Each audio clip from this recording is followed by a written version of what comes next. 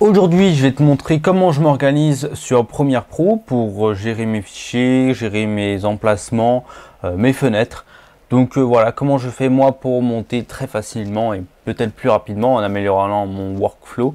Donc on y va tout de suite, donc c'est parti. Alors déjà, on a à peu près cette gueule là sur mon Premiere Pro. Bon là, il n'y a rien, c'est normal, j'ai pas encore importé tous mes rushs, etc.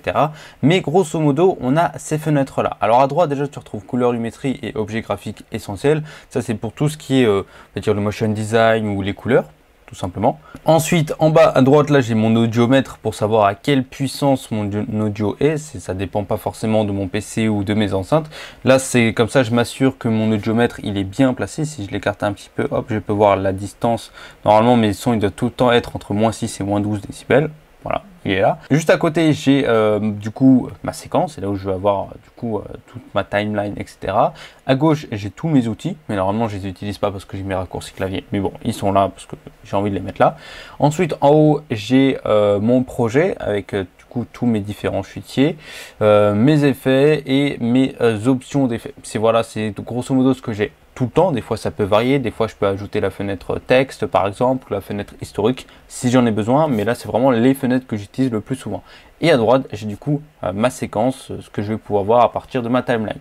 Donc comment je fais ensuite pour tous mes rushs? C'est super simple, je crée plusieurs chutiers. J'ai mon premier chutier qui s'appelle les rushs, donc là je vais mettre tous mes rushs, toutes mes vidéos de mon projet dedans, absolument tout.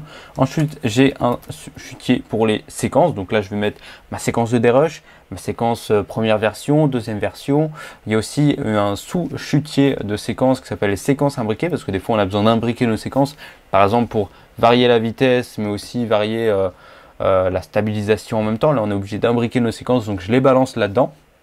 J'ai aussi un chutier pour tout ce qui est autre, mais autre, ça va comprendre le sound design. Je vais faire des sous-chutiers de sound design, de musique, peut-être de vidéos que je vais trouver sur des banques d'images gratuites ou payantes, par exemple ArtGrid.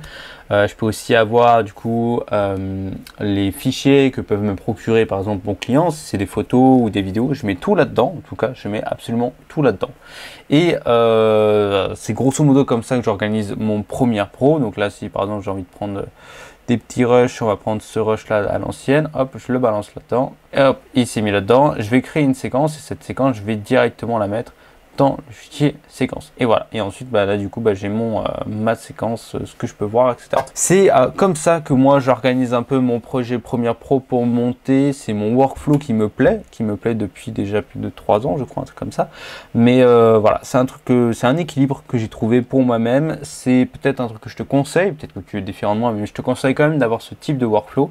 C'est vraiment sympa, c'est facile de travailler dessus, on a tout à disposition facilement. Après moi j'ai un écran qui fait 17,3 pouces, donc j'ai de la place. Si par exemple toi tu as un 15,6 pouces, peut-être que tu devras enlever l'objet graphique essentiel et la couleur lumétrie tant que tu n'abordes pas ces sujets-là, cette étape de ton montage.